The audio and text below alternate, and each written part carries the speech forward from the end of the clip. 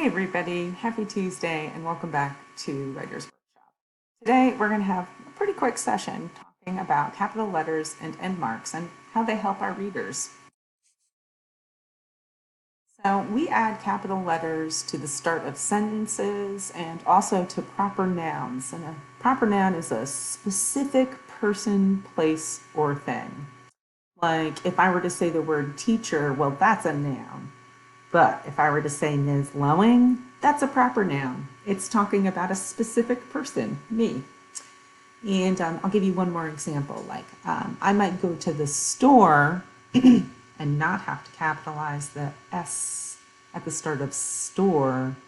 But if I were to say I'm going to Target, I would have to put a big old capital T right at the top there because that lets people know, hey, Target is a specific place.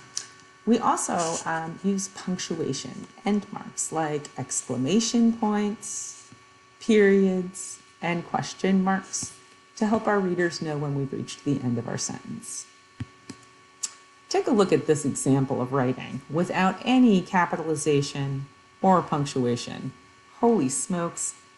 I went for a walk with my sister Kendra. She saw a string in the grass. She ran to get it, but it was not a string. It was a snake. Ooh, I don't know about that. It's kind of hard to read. Let's look at it again with some capital letters and punctuation. I went for a walk with my sister Kendra. She saw a string in the grass. She ran to get it, but it wasn't a string. It was a snake. A little bit easier and more interesting to read that way.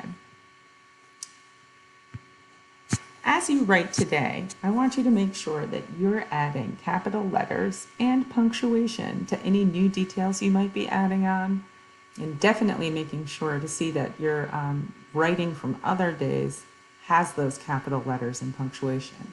If not, try to add them in today.